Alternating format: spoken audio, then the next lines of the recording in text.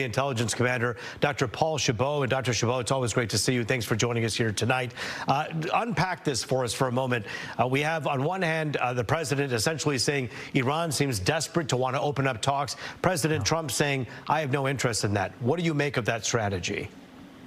Yeah, this is largely led by Pakistan. There are indicators that through Reuters News that Iran is looking for another potential 10-day ceasefire, but Pakistan's taking the lead on that. At the same time today, you had the Iranian president say that they are in a full-scale war with the United States. So I do not see negotiations happening anytime soon. Today, we did finish the 11th night of significant attacks in Iran, with Iran exchanging ballistic missile and drone attacks on U.S. bases and allies across the Middle East. You've been listening to your interviews as we've talked for so many months, and I hear you say that a lot about ballistic missile attacks and drones. Yeah. Those seem to be prominent weapons that Iran is still adept and good at using.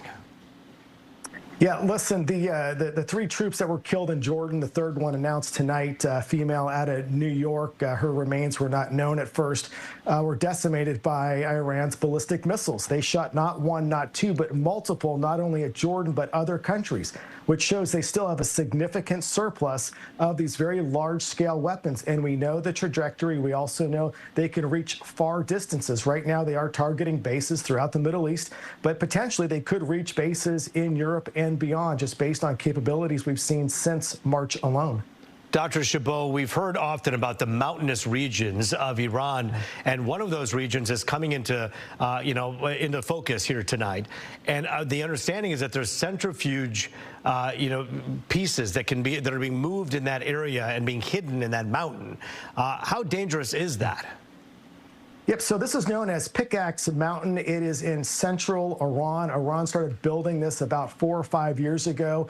And the hard part about this facility is that it is built 300+ feet underneath a mountain, which makes it very difficult for even our largest weapons to reach.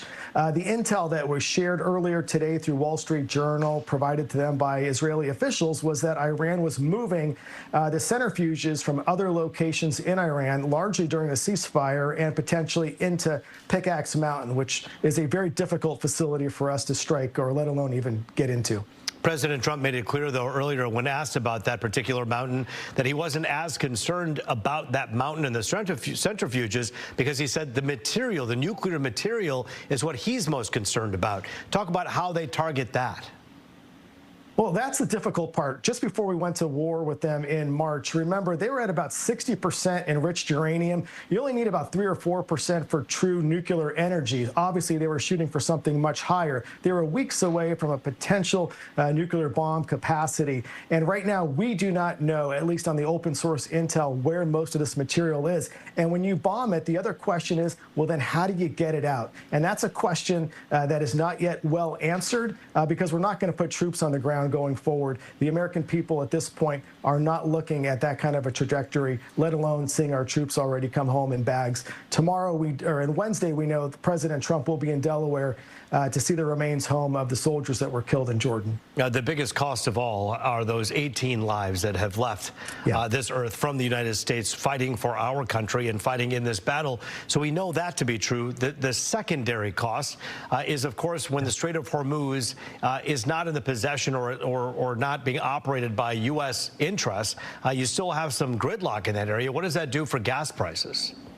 Gas prices today about $90 a barrel, so we're well above the 60–70% mark.